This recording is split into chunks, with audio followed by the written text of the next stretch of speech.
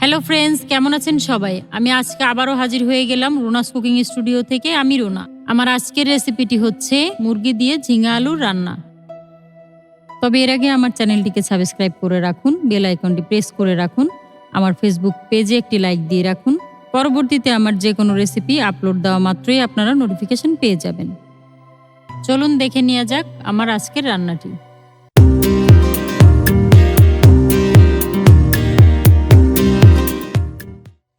আমি এখানে 1.5 কেজি মুরগির মাংস নিয়েছি, ঝিঙ্গা নিয়েছি 1 কেজি, আলু নিয়েছি আধা কেজি। চলুন দেখে নেই রান্নাটি কিভাবে করছি। আমি এখানে তেল দিয়ে দিচ্ছি 200 গ্রামের মতো। আমি এখানে 6 চা চামচ পেঁয়াজ বাটা দিয়েছি। আমি এবার 3 চা চামচ রসুন বাটা দিয়ে দিচ্ছি। এখন দিয়ে দিলাম 3 চা চামচ আদা বাটা। এবার হলুদ দিয়ে দিলাম 1 চা চামচ, ধনিয়া গুঁড়া দিয়ে দিলাম 2 চা চামচ। এবার জিরা গুঁড়া দিয়ে দিচ্ছি 2 চা চামচ। মরিচের গুঁড়া দিয়ে দিচ্ছি 4 চা চামচ। মরিচ আপনাদের যার যতটুকু প্রয়োজন ঝাল কম বেশি করে দিতে পারেন।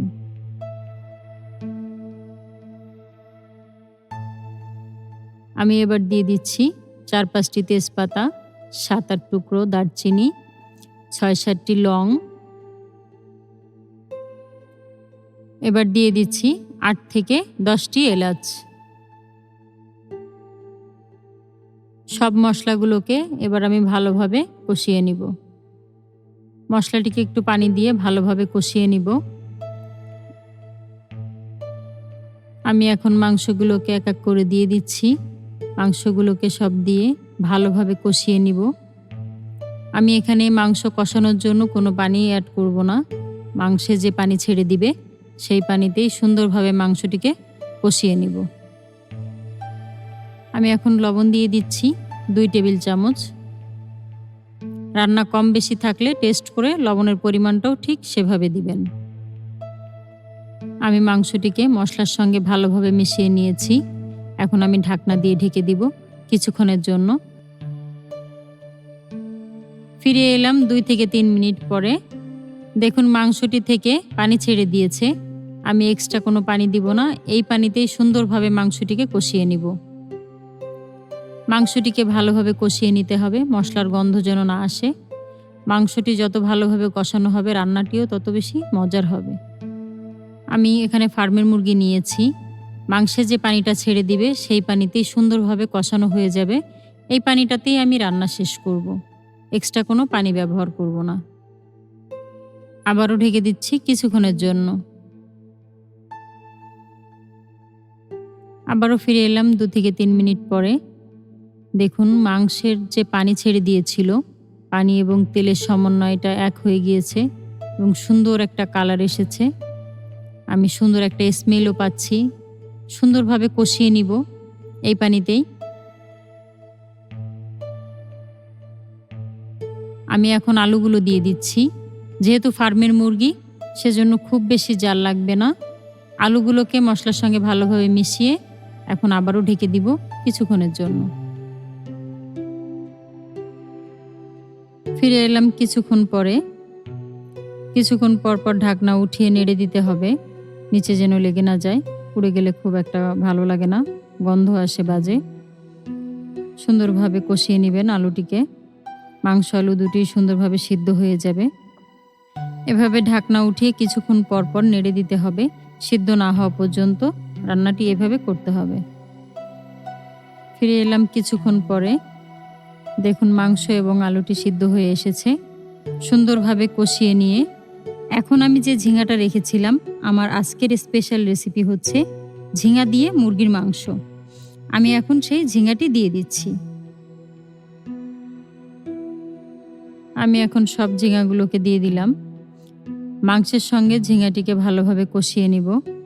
সুন্দরভাবে এভাবে মিক্স করে ভালোভাবে কষিয়ে নিচ্ছি। আমি এখানে কোনো পানি অ্যাড করিনি এক্সট্রা। মাংস থেকে যে পানিটি ছেড়ে দিয়েছিল আমি সেই পানিতেই আলুটিকে সিদ্ধ করেছিলাম।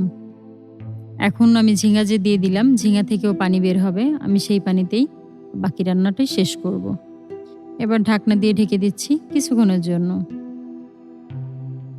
ফিরে এলাম কিছুক্ষণ পরে। আমি এখন ঢাকনাটি উঠিয়ে মাংসটিকে ভালোভাবে কষিয়ে নিব, নিচ থেকে লেগে না যায় সেটা খেয়াল রাখতে হবে। এখন ঝিঙ্গাগুলো খুব ভালোভাবে একটু কষিয়ে নিব। ঝিঙ্গা থেকে যে পানি ছেড়ে দিবে সেই পানিতেই রান্নাটি শেষ হয়ে যাবে। এবার আমি আবারও একটু ঢাকনা দিয়ে ঢেকে দিচ্ছি। ঝিঙ্গাটা সিদ্ধ হয়ে এসেছে, আর একটু সিদ্ধ হবে। আমি এখন ঢাকনা দিয়ে ঢেকে দিলাম। ফিরে এলাম কিছুক্ষণ পরে। ঝিঙ্গাটি সিদ্ধ হয়ে এসেছে। আমি এভাবে 5 থেকে 7 মিনিট ঝিঙ্গাটিকে ভালোভাবে কষিয়ে নিলাম। আমি মাংসটিতে একটুও পানি দেইনি, শুধু মশলা কষানোর সময় হালকা একটু পানি দিয়েছিলাম। মাংসে যে পানিটা ছেড়ে দিবে সেই পানিতেই সুন্দরভাবে মাংস এবং আলু দুটি কষিয়ে নিয়েছি, এবং যে ঝিঙ্গাটা দিয়েছি ঝিঙ্গাতেও অনেক পানি ছেড়ে দিয়েছে। সেই পানিতেই আমি রান্নাটি শেষ করেছি। যেহেতু আমি ফার্মের মুরগি রান্না করেছি, সেক্ষেত্রে ঝিঙ্গা আলু দিয়ে মুরগির মাংস রান্না করলে এক্সট্রা আর পানি লাগবে না। মাংস এবং ঝিঙ্গাতে যে পানিটি ছেড়ে দিবে তাতেই সম্পূর্ণ রান্না হয়ে যাবে। দেখুন ঝিঙ্গাটি সিদ্ধ হয়ে এসেছে। মাংস, আলু, ঝিঙ্গা সবই সুন্দরভাবে রান্নাও হয়ে এসেছে। আমাদের রান্নাটি প্রায় শেষ।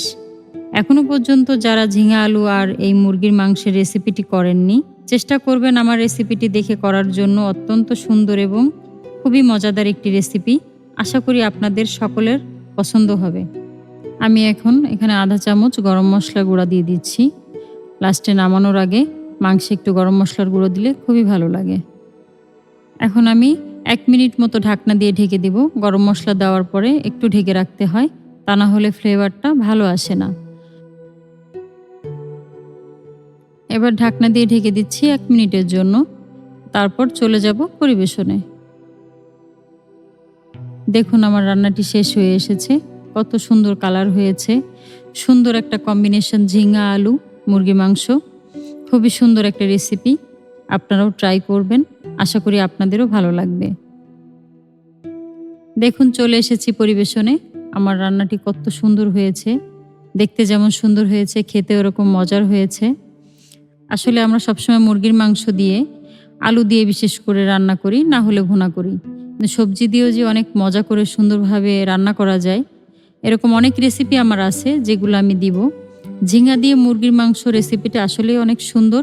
আপনারা ট্রাই করবেন, অবশ্যই ভালো লাগবে। এতক্ষণ ধরে যারা কষ্ট করে আমার ভিডিওটি দেখলেন তাদেরকে অসংখ্য ধন্যবাদ। সবাই ভালো থাকবেন। আল্লাহ হাফেজ।